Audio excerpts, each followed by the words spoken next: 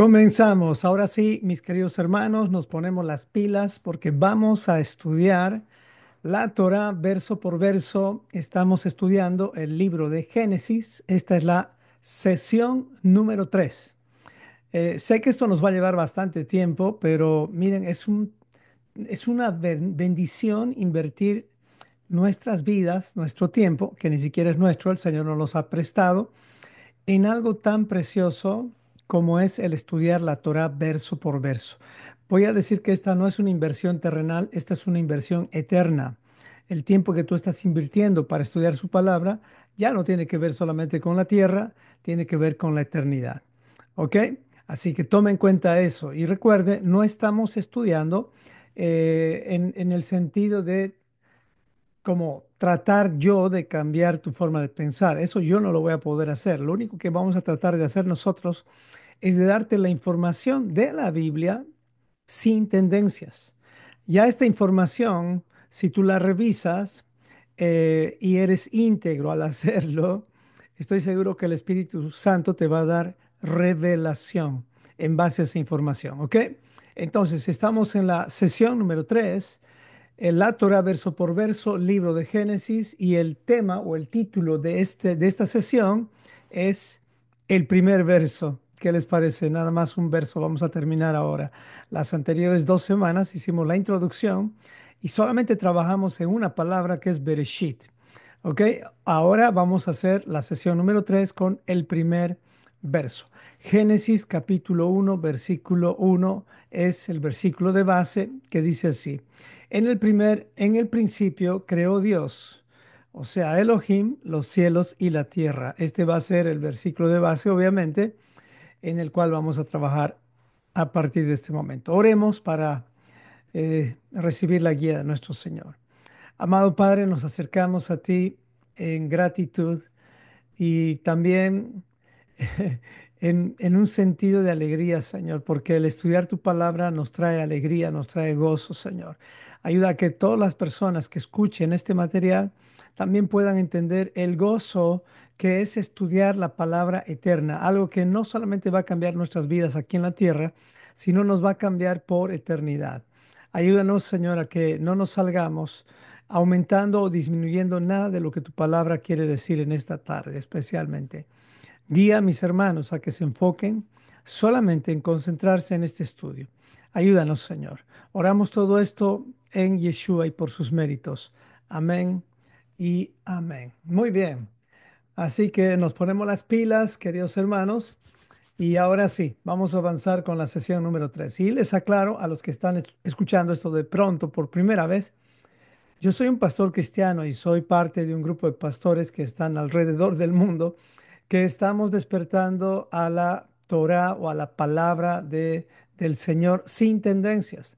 Ya estamos dejando a un lado las denominaciones, las influencias doctrinales sin Torah, porque de alguna forma esas influencias no nos han dado la verdad completa. No quiero decir que ha habido malicia en eso, pero ya cuando uno tiene las escrituras, el objetivo de cada pastor debería ser solamente ser un eco de lo que dice la palabra del Señor. Y para eso necesitamos el contexto original, el hebreo.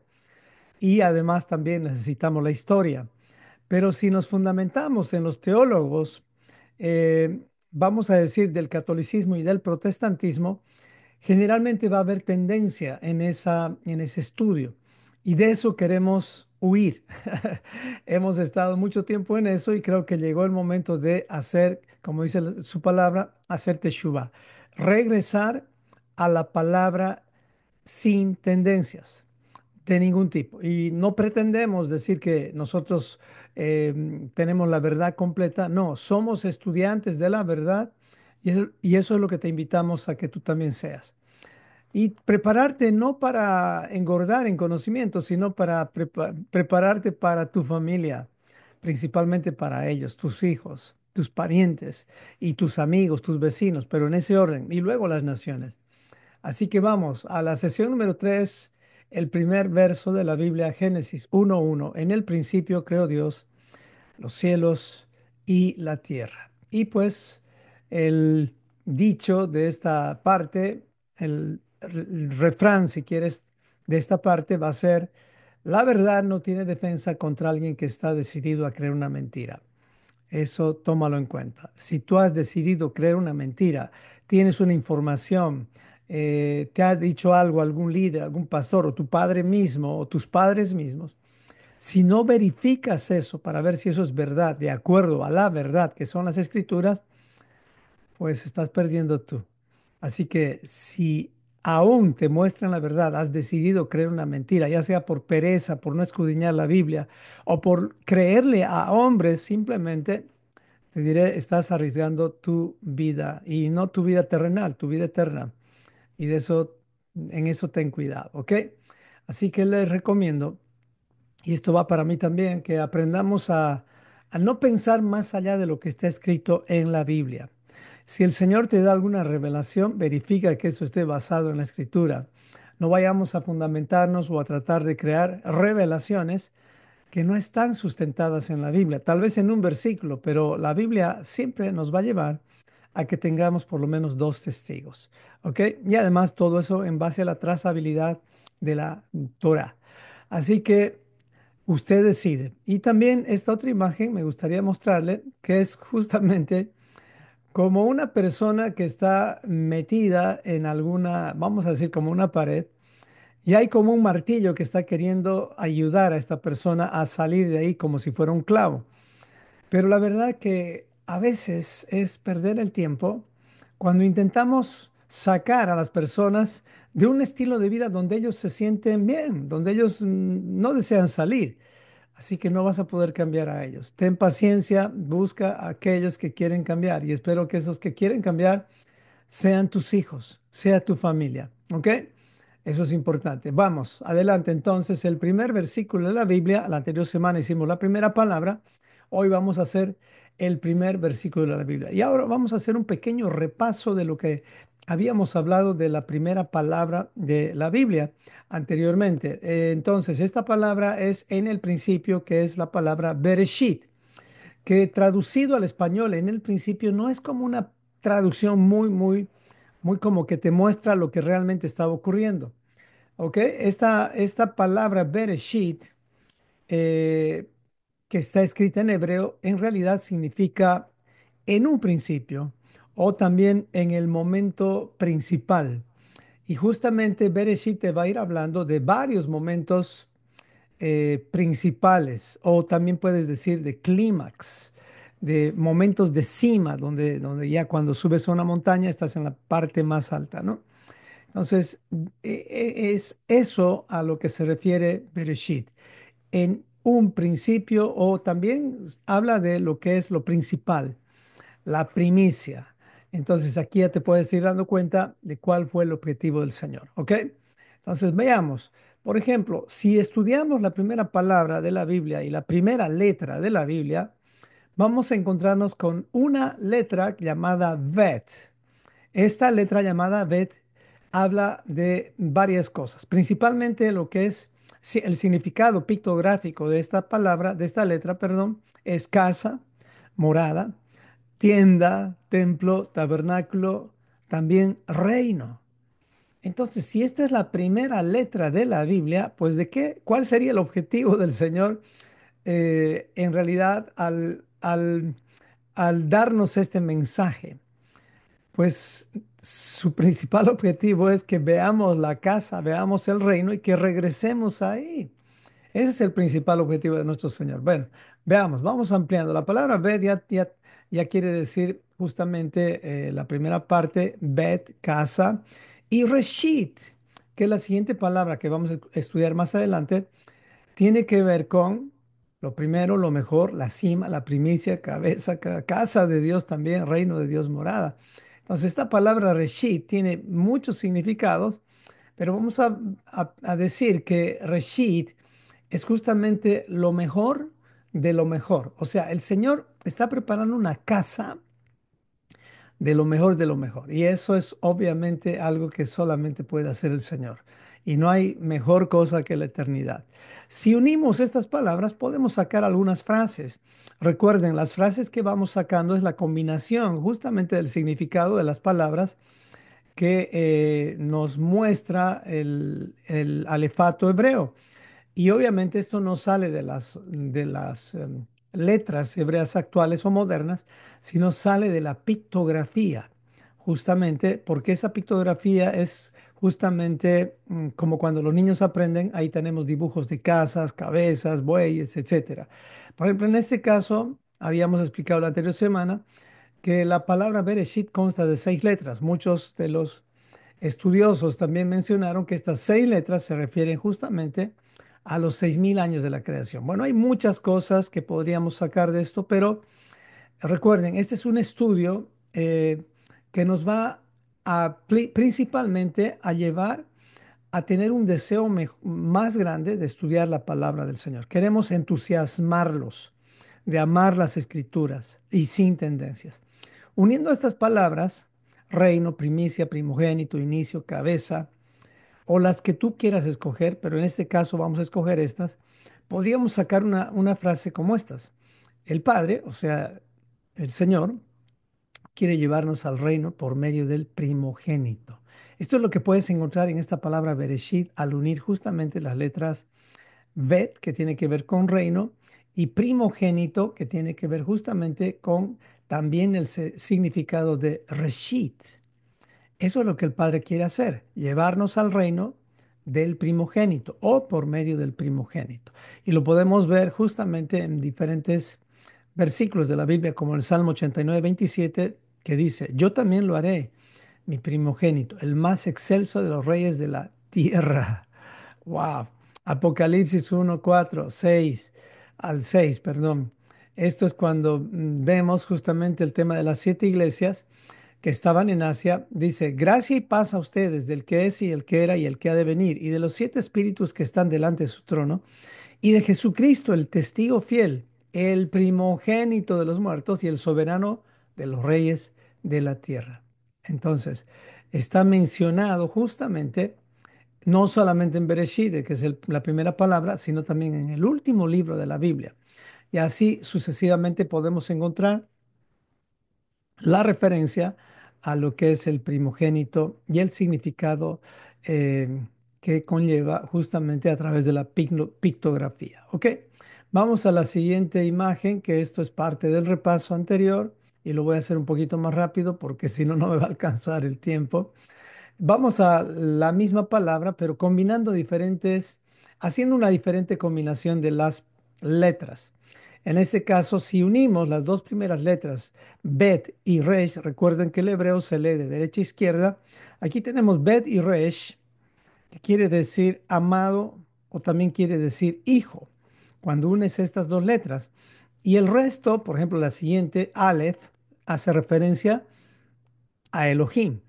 Las dos siguientes letras hacen referencia a lo que es un regalo y la última letra hace referencia al pacto. ¿Qué podríamos sacar de esta combinación? Que el hijo de Elohim es el regalo del pacto. Y aquí podríamos ampliar esto con un versículo famoso, el más famoso de toda la escritura, que es Juan 3:16, que dice, porque de tal manera amó Dios al mundo que ha regalado a su Hijo unigénito, o sea, ha dado a su Hijo unigénito, para que todo aquel que en Él cree no se pierda, mas tenga vida eterna. Este es el regalo del pacto, justamente, la vida eterna. Vamos, más con esta palabra. Hay mucho más. No creo que pueda terminar todo, pero creo que esta más me va a dar el tiempo, tal vez una más.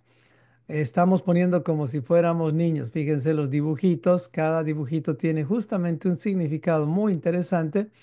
Esa es la bendición del hebreo. La pictografía es concreta en un sentido y también es bastante creativa.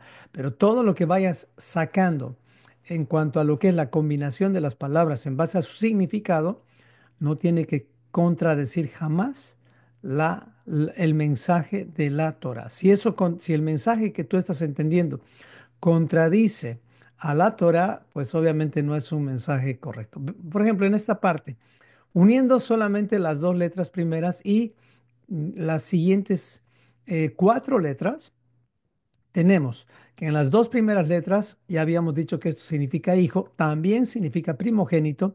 Y en las siguientes, Elohim, vamos a escoger destruir de Shin, de la letra Shin, y mano de la letra Yud, y cruz de la letra Tav. Y vamos a encontrar una frase que dice así. Esta frase dice, el primogénito de Elohim será destruido por su propia mano en la cruz como señal y pacto. Wow. El, el Señor nos está mostrando aquí que Él mismo, con su propia mano, iba a destruir en la cruz a su Hijo como una señal de pacto. Miren, el Señor no escatimó ni a su propio Hijo por amor a nosotros. ¿Ok?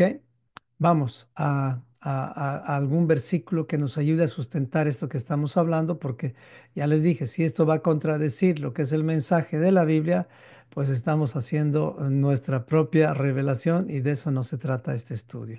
Bueno, por ejemplo, Yeshua dijo en Lucas 22:42, dijo, Padre, este es un momento difícil para Yeshua, es el momento en el cual Yeshua le dice, Padre, si quieres, pasa de mí esta copa, pero no se haga mi voluntad, sino la tuya. ¿Se da cuenta? Yeshua sabía que su padre iba a destruirlo, iba a sacrificarlo, si tú quieres.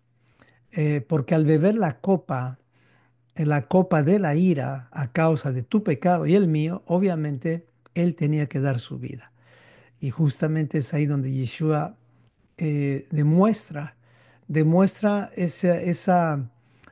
no quiero decir debilidad, pero esa situación de Getsemaní, de presión que él estaba atravesando. Aquí, justamente en esta primera palabra se puede ver eso, que el primogénito de Elohim será destruido por él mismo, o sea, por Elohim, por su propia mano, en la cruz como señal y pacto. Marcos 15:34, justamente, eso es lo que ha ocurrido. Es donde Yeshua dice, Eloí, Eloí, lama sabactani, que traducido es, Dios mío, ¿por qué me has desamparado? Wow. Entonces, esto se va cumpliendo a medida que vamos conociendo más la historia de esta familia, de la gran familia Israel, llamada Israel. Lucas 24:7, es necesario que el Hijo del Hombre sea entregado en manos de los hombres pecadores y que sea destruido, sea crucificado, pero dice, y resucite al tercer día. Miren, no importa la maldad de los hombres, al final se va a hacer la voluntad de Dios, como dice Isaías 46:9 al 10. El Señor es el que desde el principio anuncia lo que ha de venir desde el principio y desde la antigüedad, lo que aún no era hecho, él lo va a hacer. Nos está mostrando al principio lo que va a ocurrir. Por eso su consejo permanecerá para siempre. El Señor va a hacer su voluntad. Él hará lo que Él quiere. Vamos, un poco más con la misma palabra Bereshit. Wow, solo estamos con una misma palabra, repasando la anterior semana. Bueno, vamos.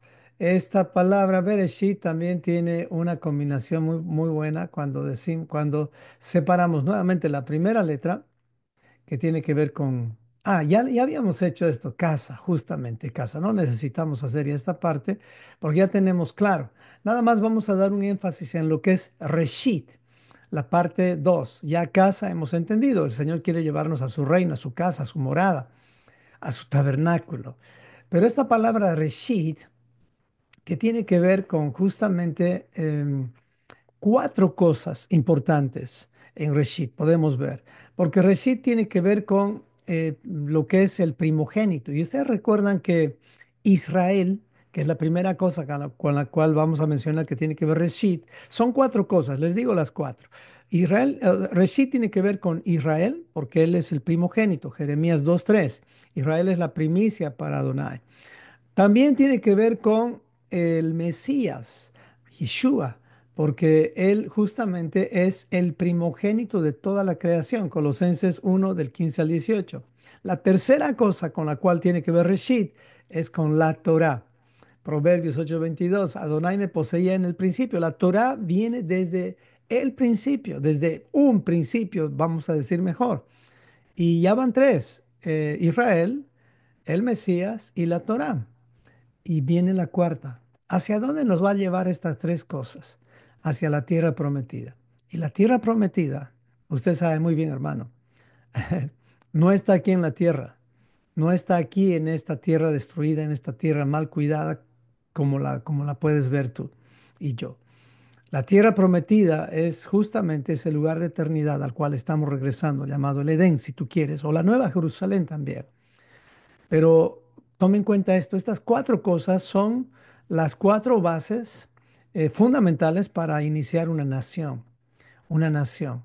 ¿Ok? Para una nación se necesita un rey, el rey es el Mesías. Se necesita un pueblo, el pueblo es Israel. Se necesita una constitución, que es la Torá, y se necesita un territorio, y esa es justamente la tierra prometida. Solamente eso encontramos en Bereshit, ¿no es increíble? La casa de Dios está llena de lo mejor y de lo principal del clímax. Les quiero eh, hacer notar que Reshit justamente es ese momento de la cima, del clímax, como un hombre sobre una montaña. Eso es de lo que te habla Reshit, del clímax, de lo mejor, de lo mejor. Muy bien.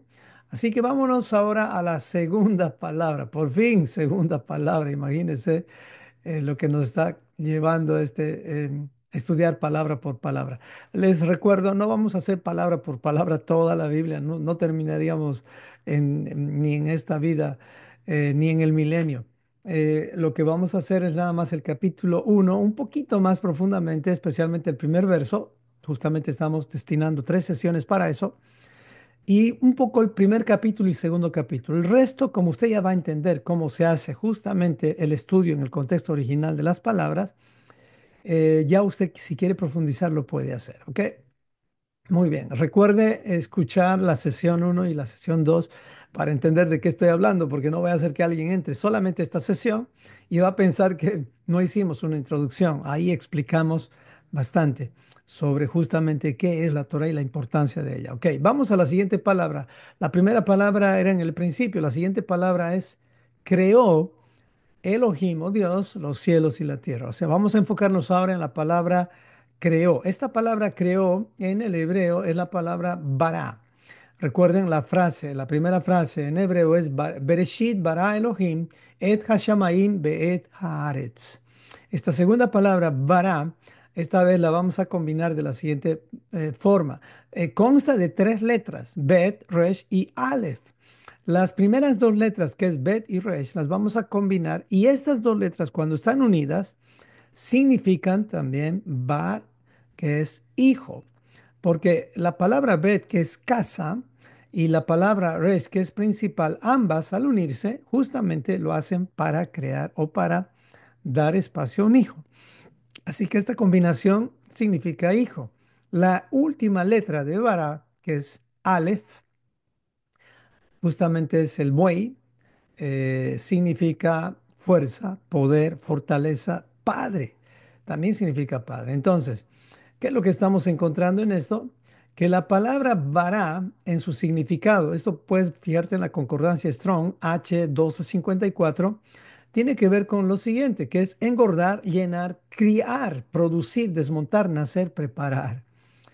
Vamos a tomar en cuenta simplemente dos palabras ahora, que es engordar y llenar. No vamos a poder todas, pero yo quisiera que cuando piense en lo que es creo, piense que Dios como llenó el espacio que había con más cosas que eran necesarias para que ese espacio se vea bonito, se vea bien.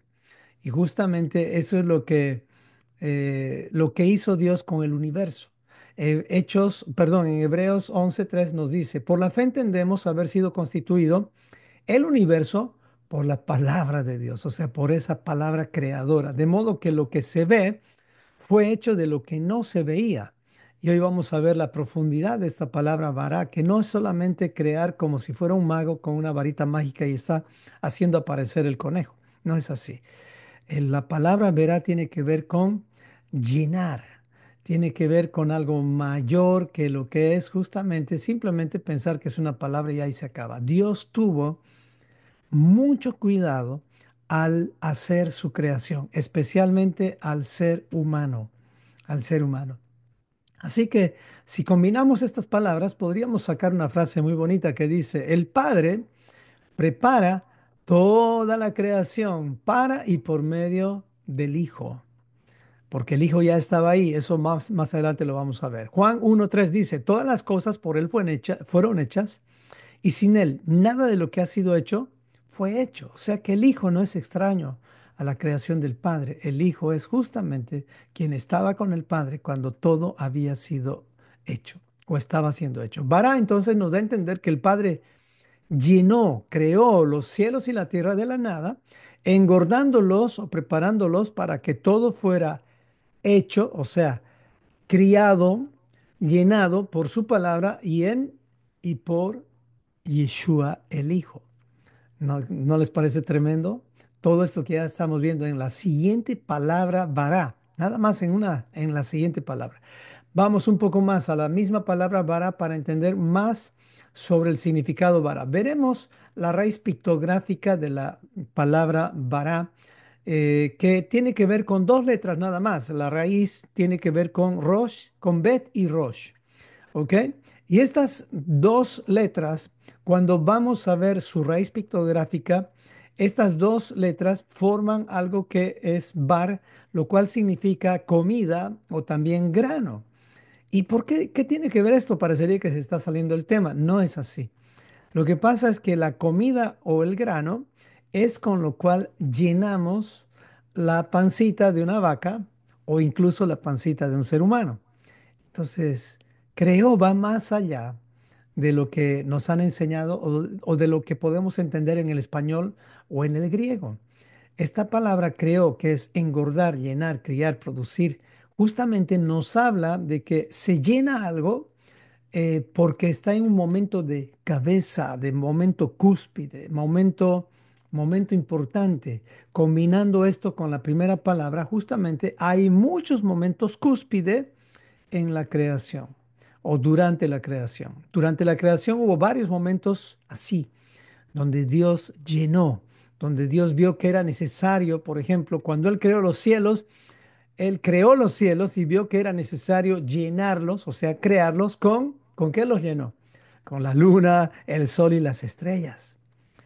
Eso es lo que Él hizo. Ese fue un momento cúspide. ¿Qué pasó con el agua, por ejemplo, cuando el Señor vio o sea, habló del tema del agua, que cómo llenó el agua, cómo llenó los mares, con criaturas vivientes, con seres vivientes, y la tierra, ¿con qué llenó?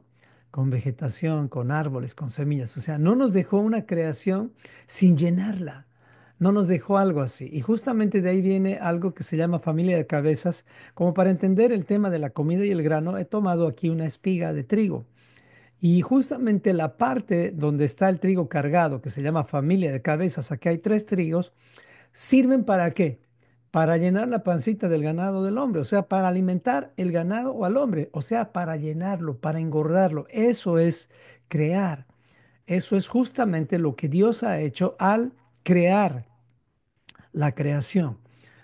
Ha trabajado en tu ojo, desarrollando tu ojo con una serie de conexiones que nos permite ver colores, que nos permite ver la maravilla de la creación. Una célula ha sido llenada con tanta inteligencia que puede procrearse a sí misma.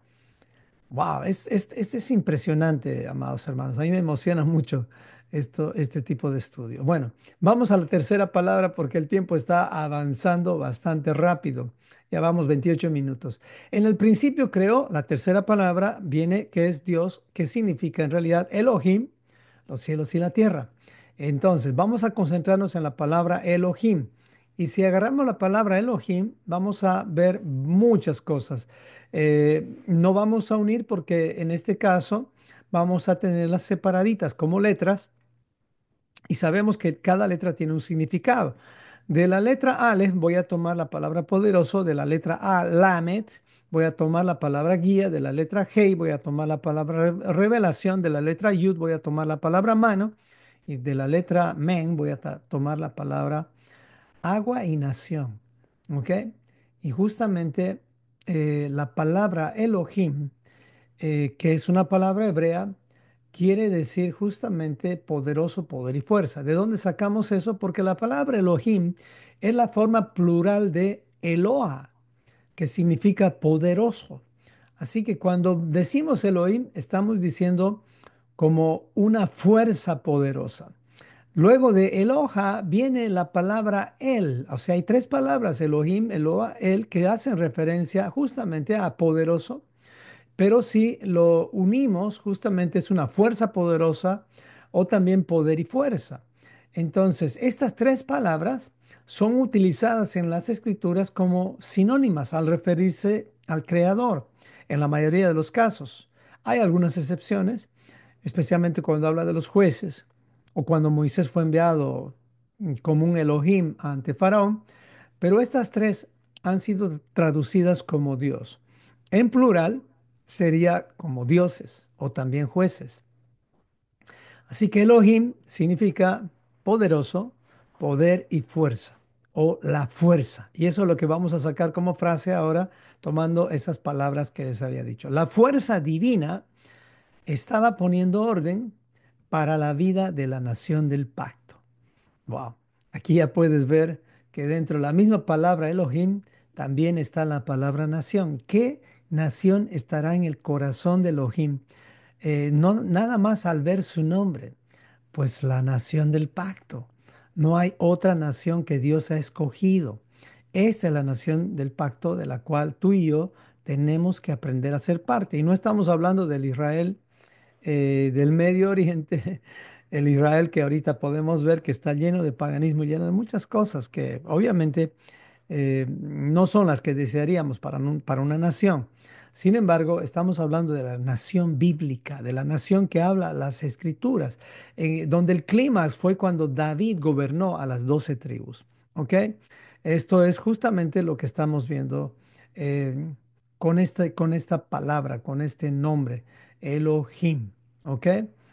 Entonces, este Elohim justamente es el que en su presencia, la presencia de Elohim, se movía sobre la faz de las aguas. Esta fuerza divina se movía con autoridad, creando un ambiente de vida en medio del desorden que había.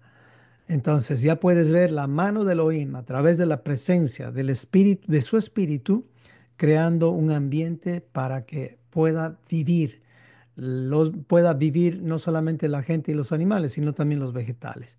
¿Ok? Hay mucho en esta sola palabra Elohim. ¿Ok? Y hay más. Vamos a una cosa más de la palabra Elohim que me parece muy interesante, que es que cuando separamos las dos primeras letras, que es Aleph y Lamet, en la palabra Elohim, podemos también encontrar algo muy interesante, que Elo, que es Dios, y su plural, que es dioses o jueces, podremos decir así, en una frase nada más, que en el principio la fuerza creó. O sea, quien creó todas las cosas, el cielo y la tierra, o los cielos y la tierra, es Elohim. Aquí derribamos eh, la teoría de la evolución y diferentes teorías. Teorías. Esto no es una teoría, lo que estamos hablando no es una teoría. Esto es justamente lo que ha ocurrido al principio de la historia de la humanidad, es decir, hace 6.000 años. Y esto está verificado legalmente. No podríamos verificarlo científicamente porque no podríamos regresar atrás y además o hacer este ejercicio en un laboratorio. Por eso, legalmente tenemos los documentos de que Elohim, el principio, o sea, la fuerza, en el principio creó. ¿Creó qué? Los cielos y la tierra. ¿Ok? Y hay mucho fundamento en esto. Vamos a la cuarta palabra que es Shamaim. Esta palabra Shamaim que tiene que ver con lo que son los cielos. En el principio, primera palabra, creó, segunda palabra, Elohim, tercera palabra, los cielos. Cuarta palabra, nos vamos a enfocar nada más en esa palabra, los cielos, que traducido es la palabra Shamayim en hebreo, es traducido al español como los cielos. ¿Y a qué se refiere los cielos? Se refiere a las aguas de arriba o a las aguas celestiales, las cuales Dios separó, las separó en aguas superiores y en aguas inferiores. para formar la expansión de los cielos. Esto quiere decir que hay, los cielos hablan no solo de un cielo, hablan de tres cielos como mínimo. Miren, si tú lees la Torá, te está hablando del cielo, de dos cielos en la expansión, pero cuando ya vas más profundo y te fijas, por ejemplo, lo que Pablo dijo en 2 Corintios 12:2, que él subió o que fue arrebatado hasta el tercer cielo, te das cuenta que en toda la Biblia se está mencionando tres cielos. No voy a ir a los comentarios rabínicos porque ellos hablan de siete cielos. Vamos a quedarnos con los tres cielos. Como verán, si estudiamos las escrituras y no nos basamos en lo escrito, vamos a llegar a conclusiones que tal vez son buenas, pero vamos paso a paso, ¿ok? Vamos a quedarnos con tres cielos. Primer cielo es la atmósfera donde vuelan las aves, vuelan los aviones y ahí están las nubes. El segundo cielo es el espacio, donde están las estrellas y planetas. Es todo lo que puedes ver cuando sales a la calle en la noche o cuando sales a un lugar despejado en la noche y lo que puedes ver, ese es el segundo cielo. Muchos han malinterpretado, especialmente aquellos que hacen guerras espirituales y un montón de cosas, al mapear los cielos, han llegado a la conclusión de que ahí están los demonios. Bueno, según lo que la Biblia dice, en el tercer cielo están los seres espirituales. Y dentro de los seres espirituales, que son los demonios también, pues están ahí. Están como controlados por el Señor, porque hasta Satanás mismo no es un demonio suelto, vamos a decir, es un demonio siervo. Él está al servicio de lo que el Señor quiere. Él no va a hacer su voluntad, él va a hacer la voluntad del Señor. Recuerden a Job, recuerden, él no tenía la iniciativa de tentar a Job, ni siquiera la iniciativa de tentar a Yeshua. Fue iniciativa del Señor. Entonces, en el tercer cielo está la morada de Dios, inaccesible, y el dominio espiritual. ¿Ok? Bueno, eso es lo que dice la Biblia. Ahora, si uno llega a conclusiones distintas, nada más verifique que eso esté en la Biblia. ¿Ok? Así que si unimos estas dos grupos de letras, vamos a decir Shim, Mem, como una palabra, vamos a decir esta palabra Shim y Mem hace la palabra Sham, que quiere decir allá arriba, y la palabra Yud y Mem, que quiere decir Maim, que es el plural, aguas superiores, podríamos encontrar varias frases. Una de ellas podría ser el poderoso que guía a través de la revelación con su mano sobre los cielos. Todo esto salió del significado de las letras. Estos cielos habla de las aguas o de la expansión, ¿ok? Muy bien. Sigamos y sigamos hacia adelante. Y pues ya tenemos, si quiere verificar todo esto, esto está justamente en Génesis 1:6 al 7, donde Dios dijo, haya expansión en medio de las aguas y separe las aguas de las aguas. Y eso es lo que ocurrió, ¿ok? Muy bien. También puedes verificar en Primera Reyes 8:27 lo que estamos hablando de la expansión de los cielos, ¿ok? Entonces, vamos más adelante y vamos a encontrarnos con la cuarta palabra, con la quinta palabra, que es Haaretz, que es la tierra, Aretz. También algunos pueden pronunciarlo como Eretz. Entonces, nos concentramos con esta palabra que tiene, que consta de tres letras hebreas. Tres letras hebreas. Y estas tres letras son Aleph, Resh y Tzade. La palabra Eretz o Aretz en hebreo significa tierra. Miren, también significa país o nación. Y si hablamos específicamente de este significado, ¿a cuál nación nos estaríamos refiriendo? Pues en la Torá, cuando se habla de Aretz o Eretz, se refiere a la nación del pacto, la nación de Israel. Eretz Israel. Esto lo vas a encontrar en las escrituras. Entonces, no es simplemente en el principio creó el Señor los cielos y la tierra. La palabra tierra ya te está hablando de Israel, la nación del pacto. ¿Puedes creer eso? Hermano, investiga. Te vas a dar cuenta que Israel no es una casualidad, ya estaba en los planes del Señor aún antes de la fundación del mundo, como dice la escritura. Y ahora obviamente alguien podría decir, pero ¿acaso la palabra tierra no significa, no viene de Adán? Sí, claro que sí, también eso significa, pero no en el sentido de lo que es el primer verso. Pero si quieres ampliar, Adama se refiere a la tierra en el sentido de suelo o tierra cultivable, y de ahí sale la palabra Adam, que se refiere al hombre formado del polvo. ¿Y cuál polvo? Pues el polvo más cercano que se me ocurre ahorita pensar es en la arcilla, y la arcilla justamente es roja. Y eso es lo que también tiene que ver con la palabra Adán, ¿ok? Así que si unimos estas tres letras, podríamos decir que la fuerza de Dios, o sea, el Aleph, dirige al hombre, Resh, hacia la justicia en esa nación, Sade. ¿Ok? Así que podríamos realmente llegar a ver más profundamente cuando estudiamos la Biblia verso por verso. ¿Ok? Eso es lo que hasta aquí podríamos mostrar. Ahora tenemos ya las 5 primeras palabras de la Biblia explicadas, no de una forma profunda, porque esto me llevaría muchísimo más tiempo, pero por lo menos ya tienes una idea de cómo es que hemos llegado a esas conclusiones. Y las puedes verificar al escuchar nuevamente este audio, y si, bueno, tienes el video, vas a poder ver un poquito mejor cómo es que he llegado a esas conclusiones, y no son mis conclusiones. Recuerden que nos estamos fundamentando principalmente en los estudios de Descubre la Biblia, nuestro hermano Yosef, que es una gran bendición, y también algunos aportes de investigación personal que he hecho. Así que ahora que tenemos las 5 palabras, vamos a armar el rompecabezas. Yo sé que ha sido un poco técnico lo anterior, pero nos ha mostrado cosas preciosas. Sin embargo, hay mucho más. Ahora vamos a decir que tenemos 5 piezas y las vamos a armar. Vamos a armar el rompecabezas. Así que vamos a tratar ahora de trabajar con esas 5 palabras y ver qué más hay. Y para eso vamos a necesitar ver por lo menos todo el capítulo 1 para poder entender un poco más a profundidad. Pero al principio vamos a ver nada más los 2 primeros versículos. Así que analicemos la parte de los cielos y la tierra cuando fueron creados, ¿ok? Y dice, en un principio creó Dios, Elohim, los cielos y la tierra. Versículo 2. Y la tierra estaba desordenada y vacía, y las tinieblas estaban sobre la faz del abismo, y el Espíritu de Dios se movía sobre la faz de las aguas. ¿Ok? Entonces, si se da cuenta, el resto de la Biblia principalmente se enfoca ya no en los cielos, sino en la tierra. Sí, habla de los cielos un poco, pero el enfoque principal es la tierra.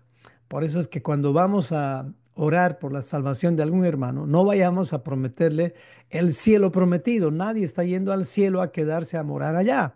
Si vamos, de pronto va a ser nada más por un momento, en el momento de Yom Teruah, que es el momento el tiempo en el cual Yeshua se va a encontrar con sus escogidos. eh, y eso va a ser en el cielo, obviamente, o en los cielos, en el primer cielo especialmente. Pero la Biblia se enfoca más en la tierra, en la historia de lo que ha ocurrido con los humanos aquí en la tierra, y especialmente con el pueblo del pacto, que es Israel. Así que en eso nos vamos a enfocar a partir de este momento. La palabra tierra, entonces, digo, la tierra estaba desordenada y vacía, y la palabra desordenada, que es lo que vamos a hacer ahora, que en hebreo es tohu, desordenada y vacía es tohu bohu. Nos vamos a enfocar en desordenada, tohu nada más. Si tú buscas en tu concordancia Strong, esta palabra tohu es H8414. La palabra es desordenada y tiene que ver con dejar desolado, desierto, cosa que no vale, vano, soledad, vacío, vanidad, vano, asolamiento, destrucción, caos, confusión y yermo. No yerno, sino yermo con M, que tiene que ver con algo que es una palabra rara de pronto para muchos. Para mí fue rara hasta que traté de ver a qué se refería la palabra yermo.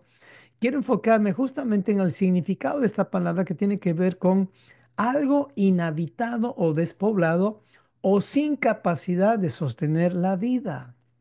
Esa sería una de las mejores traducciones de la palabra desordenada, porque la palabra desordenada y vacía como que no está muy como lógica. No es muy lógica, porque si te preguntas, ¿será que algo vacío podría estar desordenado?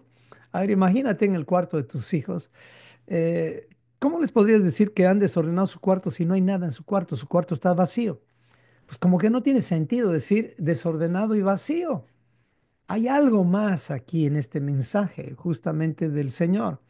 Pero en el español o en el griego no vas a encontrar esa profundidad. Es más, tú ya deberías hacerte la pregunta, ¿cómo puede un lugar vacío estar desordenado? Ya para que te des cuenta que la traducción no es que está mal, pero no te revela el mensaje que Dios te quiere mostrar. Pues esta palabra desordenada es también, significa también vanidad o vano o vacío.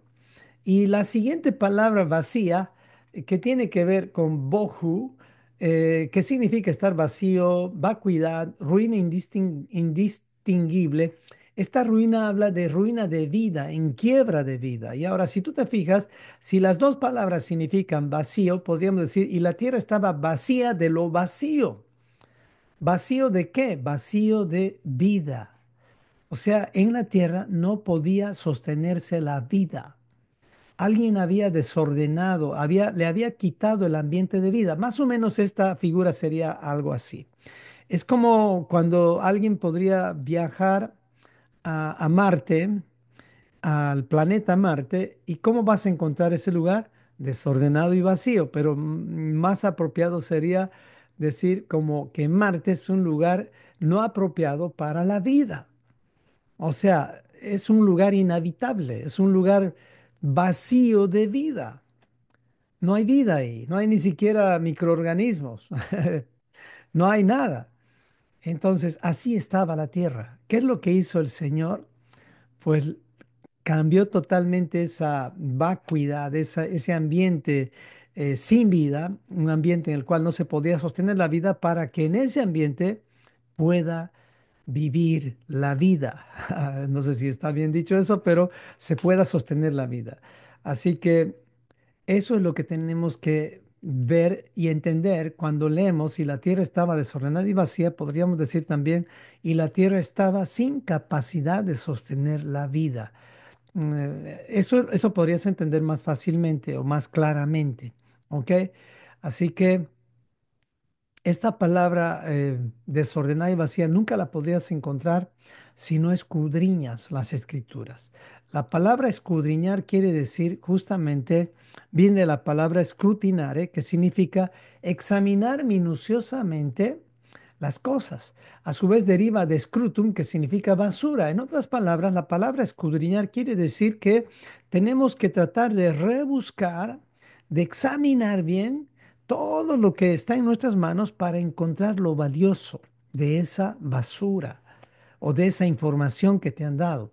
Por eso es que cuando tú lees la Biblia y traducida al español, estás leyendo una traducción. No quiero decir que las traducciones son malas. Yo creo que todas tienen algo de bueno, nada más que quedarte con la traducción.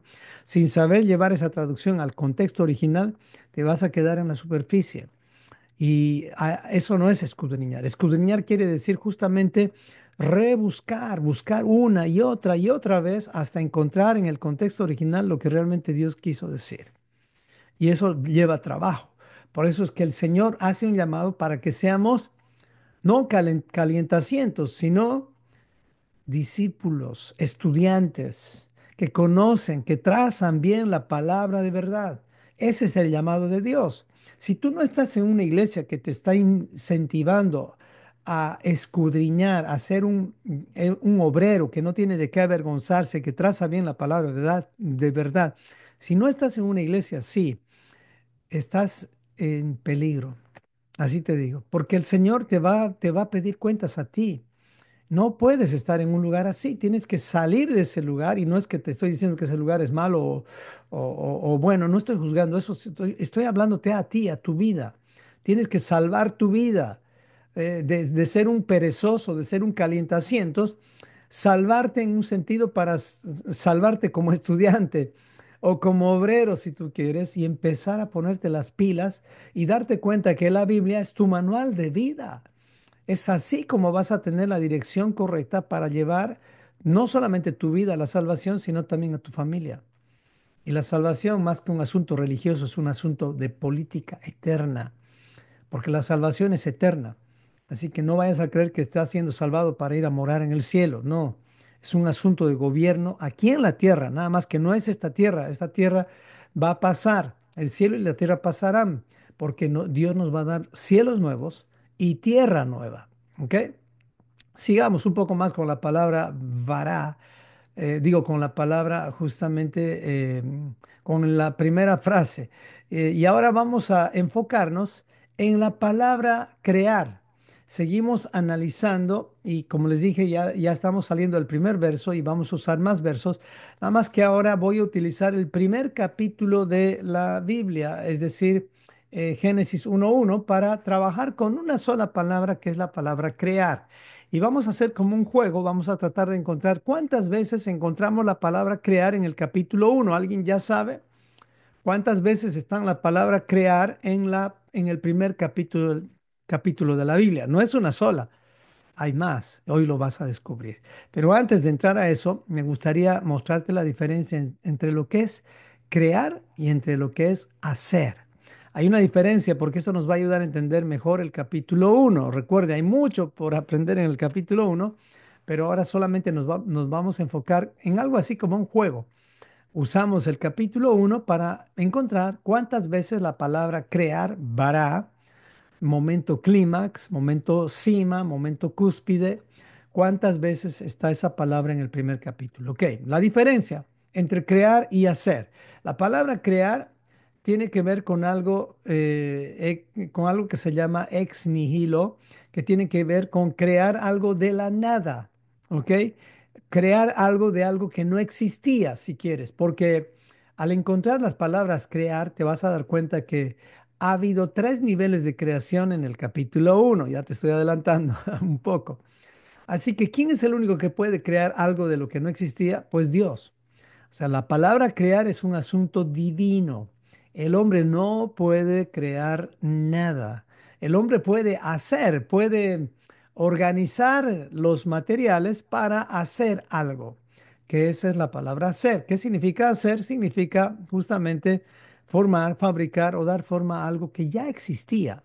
No podríamos decir que el hombre crea algo porque tendrías que tú o sea, crear los materiales que estás usando. Así que esta palabra ser, se aplica a los humanos y obviamente a Dios también, porque Dios puede decir hagamos o que produzca o que se llene la tierra. Él puede decir eso, pero el Señor va más allá y Él puede crear cosas de la nada. Vamos al primer capítulo, entonces, entendiendo la diferencia entre lo que es hacer y crear. Vamos a ver en el primer capítulo, en los 31 versículos, cuántas veces se repite la palabra creó o crear. ¿Ok? En eso consiste. Entonces, veamos. Capítulo 1, versículo 1. Aquí tengo los 19 primeros versículos de la Biblia que nos hablan de los 4 primeros días. En estos 4 primeros días, la palabra creó está una sola vez, nada más. Esto está en el primer verso. Y dice, en el principio creó Dios los cielos y la tierra, todo incluido llenado. Ya habíamos dicho, la palabra vara quiere decir llenar o engordar, o sea, los cielos estaban engordados y la tierra estaba engordada o llenada. Entonces, eso ocurrió en el primer versículo de la Biblia. ¿Cuánto tiempo habría pasado para que alguien desordene la tierra? O sea, le quite el ambiente de vida. Y obviamente el que es el portador de la muerte, que es el ángel de la muerte, obviamente, me imagino que trabajó con el adversario. Y pues esta es una suposición mía y ambos han justamente desordenado y vaciado la tierra de un ambiente de vida. Bueno, pero no estamos enfocándonos en eso, estamos enfocándonos en encontrar la palabra creo en el capítulo 1. Entonces, en los 19 primeros versículos, en los 4 primeros días, la palabra creó solamente está al principio. Después dijo Dios, por ejemplo, en el versículo 2 dice, y la tierra estaba desordenada y vacía, y las tinieblas estaban sobre la faz del abismo, y el Espíritu de Dios se movía sobre la faz de las aguas. Y aquí viene, y dijo Dios, sea la luz, y fue la luz. Aquí no está diciendo, y creó Dios la luz, y fue la luz. No, ya la luz estaba creada. Y la luz en este primer día no es el sol. ¿Ok? No es el sol. Estamos en el primer día. El sol fue creado a ver, ¿quién sabe? En el cuarto día, exactamente. Entonces, después vamos a hablar de la luz. Ahora no nos vamos a enfocar en eso porque seguramente algunos ya se están preguntando, ¿y qué luz era esta? Después vamos a hablar de esto. Enfóquese en la palabra crear, nada más. Recuerde, estamos escudriñando y al escudriñar es punto por punto. No puedes tomar tres, cuatro puntos al mismo momento a no ser que, bueno, tengas esa habilidad. Pues creo que nosotros no. Los seres humanos deben aprender a enfocarse, especialmente los varones. Entonces, en estos 19 versículos, todo lo que ocurrió en el primer día fue que se hizo algo de lo que ya estaba hecho, ¿ok? O de lo que ya estaba creado. En versículo 6 dice, haya expansión en medio de las aguas y separe las aguas de las aguas. Está hablando de hacer, no está hablando de crear. E hizo Dios la expansión y separó las aguas de las aguas. Esto es un hacer en el segundo día. ¿Ok? Y también después voy a explicar si era el primer día de 24 horas y el segundo día de 24 horas. Hay mucho por aprender en este capítulo, pero no es el tema. Nada más a los que ya están preguntándose, les estoy diciendo, más adelante vamos a ver todo eso. Así que eso es lo que produzca Dios en los primeros 19 versículos, ¿ok? Bueno, eso es importante. En el día tercero, igual, el Señor dijo, produzca la tierra hierba verde, ¿ok? En el segundo día, recuerde, separó las aguas. Ya en el tercer día, el Señor, después de separar las aguas, está produciendo comida. Hierba verde, hierba que dé semilla, árboles que den fruto. ¿Por qué estará preparando comida el Señor? O haciendo que la comida exista antes que el hombre, porque pues tiene que haber comida antes de que el hombre o los animalitos estén ahí. Entonces, eso ocurrió en el día tercero. Vamos al día cuarto, dijo el Señor, que haya lumbreras. O sea, aquí Dios está poniendo en órbita, poniendo en orden al sol, la luna y las estrellas. Dios está sintonizando el universo. Y eso ocurrió desde hace 6.000 años que no se mueve nada de lo que Él ha sintonizado. ¿Ok? Entonces, por eso enfoquémonos más que en descubrir los planetas sintonizados, enfoquémonos en la Tierra. Y no que sea malo salir a buscar en el espacio si hay vida o no, pero creo que eso más es una distracción porque el hombre, si ve el espacio, no vamos a llegar para nada, ni siquiera a atravesar el segundo cielo de un extremo a otro. No hemos pasado de la luna y bueno, realmente hay mucho más que enfocarnos aquí en la tierra. Si somos realmente buenos mayordomos, el Señor nos dio mayordomía sobre la tierra. Así que tengamos cuidado en distraernos tanto con el tema de los cielos. No que no estudiemos eso, no estoy diciendo eso, pero enfócate solamente en la tierra. Esta vida de 80, 90, 100 años no te va a alcanzar para enfocarte demasiado en los cielos. Bueno, eso déjaselo a Elon Musk y a la NASA. Bueno, vamos a los siguientes versículos. Solamente hemos encontrado una palabra creó en 19 primeros versículos. Siguiente. Vamos a los siguientes versículos. Son 31 en el capítulo 1.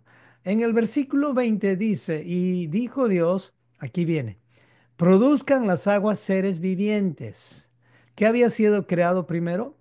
Pues o sea, Dios creó de la nada creó los cielos y la tierra. ¿Y a qué se refiere en general la tierra? A la materia. Los cielos también, los planetas son materia.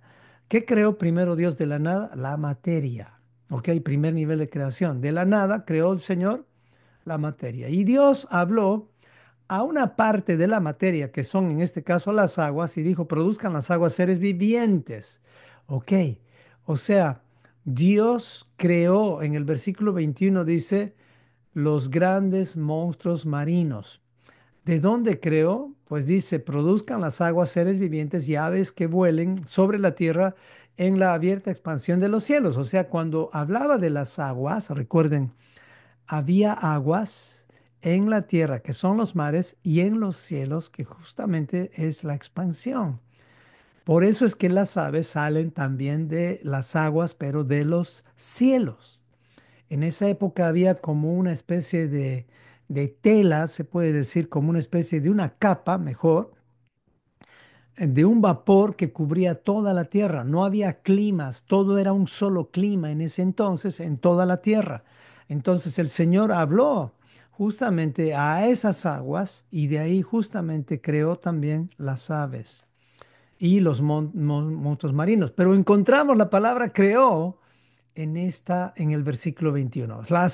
El segundo nivel de creación, Dios empieza a crear la vida animal.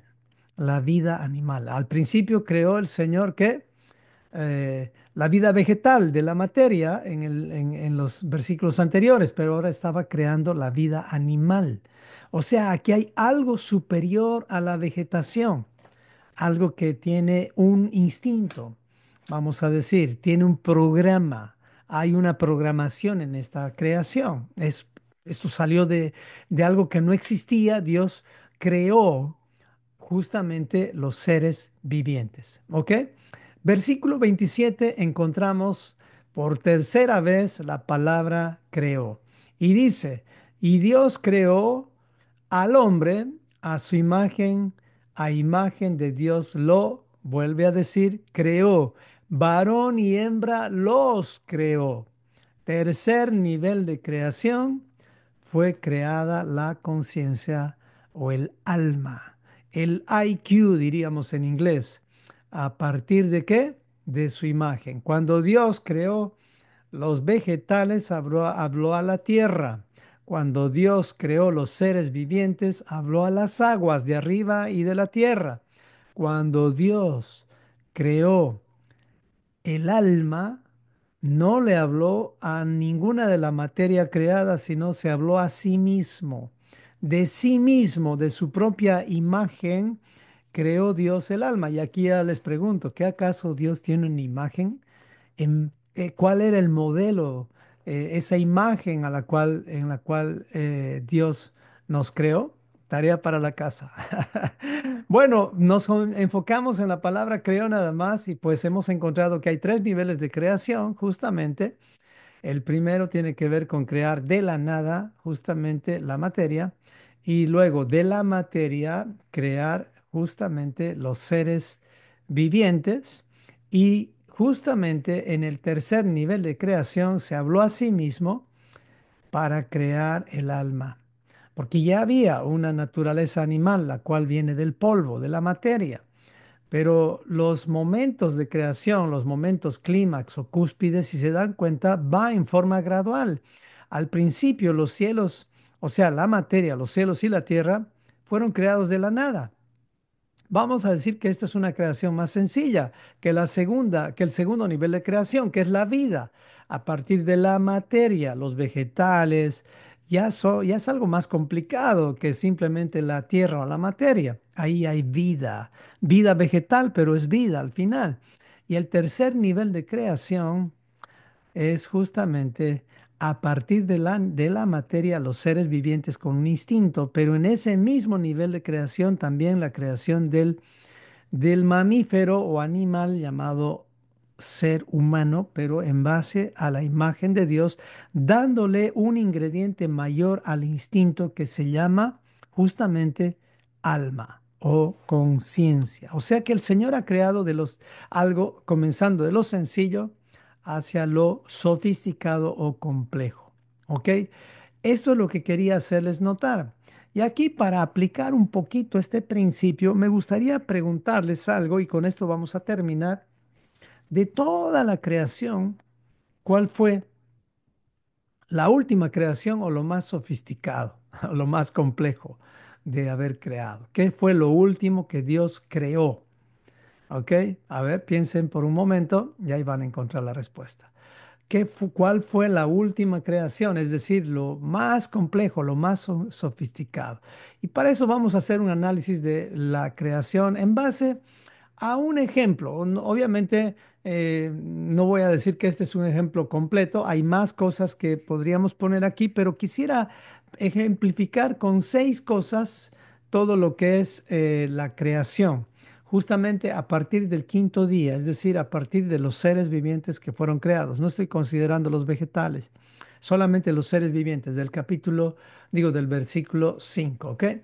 Entonces, vamos a decir que Dios empezó a crear justamente la creación simple, los insectos, ¿ok?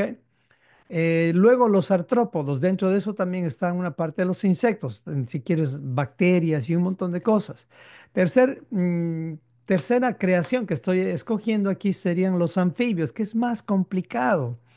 Luego las aves y los peces, más complicado todavía porque las aves vuelan y un montón de cosas. Los peces respiran debajo del agua, o sea, no es algo sencillo de crear. Claro, para Dios nada es imposible, Él puede hacerlo todo, pero les quiero mostrar la parte compleja que se va, digo, de la parte sencilla va a algo más complejo. Luego vienen los reptiles o animales terribles también. Y hay animales terribles, vamos a decir, los cocodrilos, por ejemplo, las serpientes, ya son animales un poquito más sofisticados, hasta astutos, yo diría. Y en el sexto nivel de creación de los seres vivientes, en esta clasificación, vamos a decir, simple, no es una clasificación tan complicada, son los mamíferos. Y recuerden, en la primera creación el 99% son ovíparos, o sea, vienen del huevo, no tienen además otra forma de reproducción, tal vez un poco el 1% o menos. ¿Ok? Esta es la creación más sencilla, pero en la creación de los mamíferos, día quinto, la creación es más compleja. Porque de un espermatozoide, de una semillita chiquita, de una semillita que también tienen los mamíferos, justamente surge esta creación más compleja, los animales. Pero ahí también viene la creación más compleja todavía, que es la del alma, donde al alma, en el caso de la creación, vamos a llamar el varón. Pero la última creación no fue el varón, sino fue la varona, en otras palabras, la mujer. Miren, les he explicado todo esto para mostrarles que de lo sencillo, Dios creó lo más sofisticado, lo más complicado, y es la mujer. ¿Ok? Y no por burlarme o decir algo malo en contra de la mujer, sino más bien para valorarla más, la mujer. ¿Ok? Esta fue la última creación, lo más sofisticado, en lo que tal vez Dios se pasó más tiempo, es una opinión mía. Lo más sofisticado quiere decir elegante, refinado o técnicamente complejo. ¿Ok? Entonces, cuando Dios en Génesis 1:27 creó Dios al hombre a imagen de Dios los creó varón y, o sea, la última creación y hembra los creó, Él se dio un trabajito bastante fuerte, especialmente en la última creación. Por esa razón, la pregunta sería, ¿será que el hombre podría entender la sofisticación o lo complejo que es una mujer? ¿Podríamos entender, comprender a la mujer a plenitud? Pues la respuesta, obviamente, ya la tienen especialmente los casados, y la respuesta es no. No se puede comprender a la mujer a plenitud. Claro, la podemos comprender en un sentido, pero yo, por ejemplo, soy casado y sigo descubriendo cosas preciosas en mi esposa. ¿Me explico? Entonces, y aquí podríamos incluso entender algunos detalles más.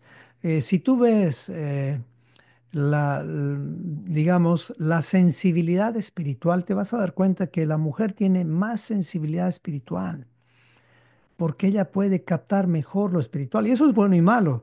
O sea, y es por eso que vas a ver las iglesias más llenas de mujeres que de hombres. Hay una sensibilidad espiritual. Es bueno y malo. Bueno porque te puedes acercar más fácilmente a Dios. Y malo porque también las mujeres se han acercado al espiritismo y a cosas que no son buenas. Por eso, pues, más que brujos hay brujas. Como les dije, no es una burla, pero es lo que realmente hay. Más se conocen a las brujas que a los brujos. Entonces, la mujer es más sofisticada. No es que no se la pueda entender, pero es más difícil. Si uno trata de comprender a su mujer y decir, ya la conozco, no. Tienes que entrar en la aventura, que es descubrir la belleza que hay en ella, separando lo malo y quedándote con lo bueno, obviamente, porque nosotros los varones igual tenemos cosas malas y buenas, pero cuando tú te das la aventura de descubrir por qué es que la mujer es más sofisticada, es más como técnicamente más compleja, es donde ya empezamos a darnos cuenta que Dios la hizo así. Dios la hizo así. Es por eso que la instrucción de Dios para los hombres eh, es muy sencilla, no tiene mucha complicación. La instrucción de Dios es amar a nuestras mujeres, amar a nuestra esposa. En eso consiste y nos pone el ejemplo de que ese amor tiene que ser al nivel de Yeshua. Colosenses nos dice dos cosas en realidad que hay que hacer con la mujer, que es amarla y no ser ásperos con ella.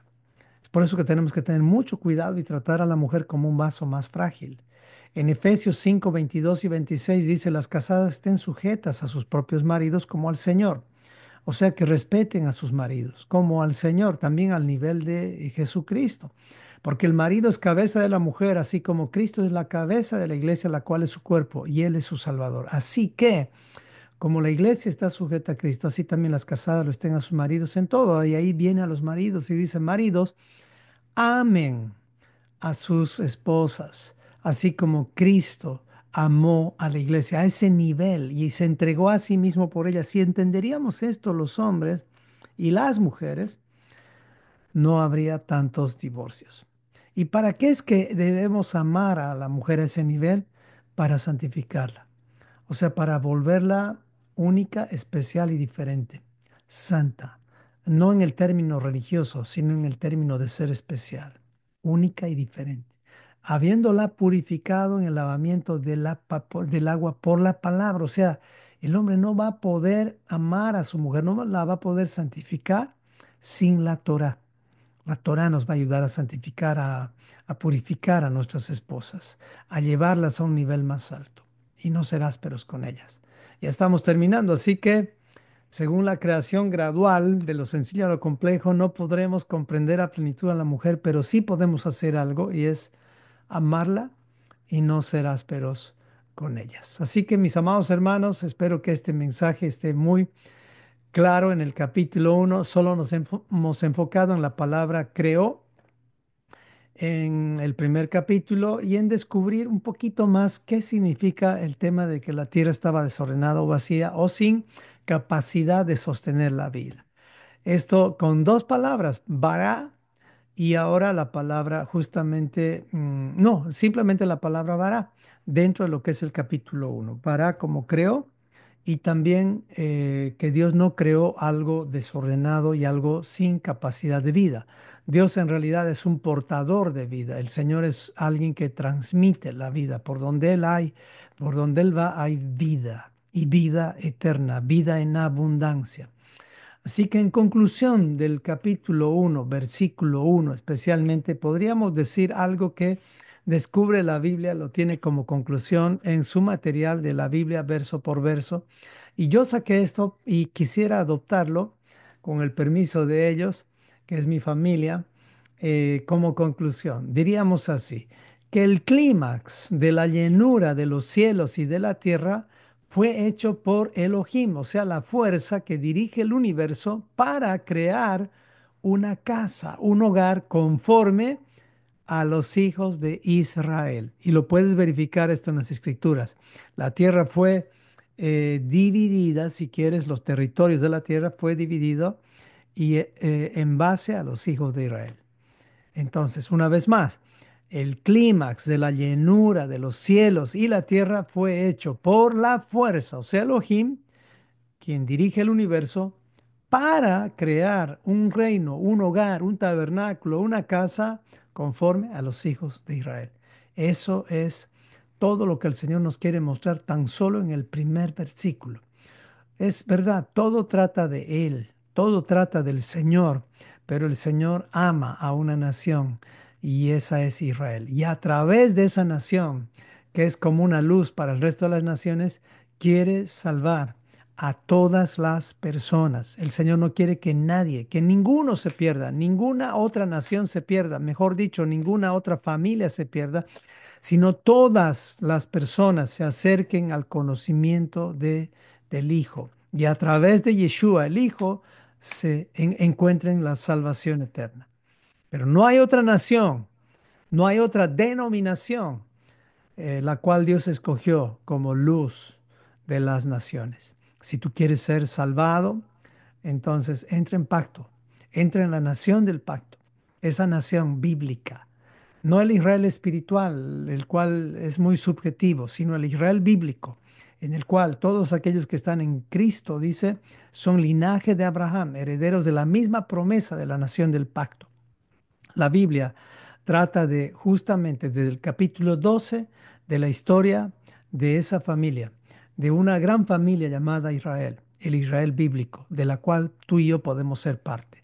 Y te aclaro, esto no significa judaizarse, esto no significa tener que ser judíos ahora, no, lo que tenemos que hacer es ser hijos de Dios.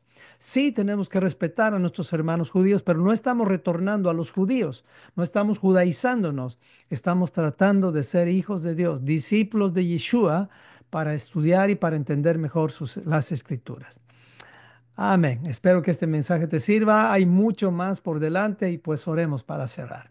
Amado Padre Celestial, te damos gracias por tu bendita palabra que nos abre el entendimiento y que nos ayuda a ver mucho más allá de lo que la teología o de lo que los hombres hemos descubierto.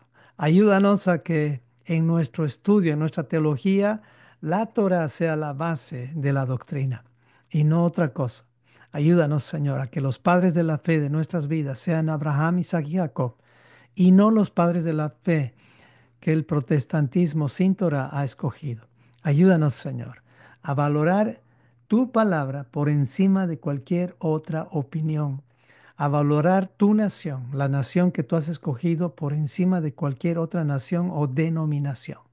Oramos todo esto en el nombre y por los méritos de Yeshua, nuestro Rey de Reyes y Señor de Señores. Amén y amén. Que el Señor les bendiga. Hasta aquí llega la grabación. Bye bye.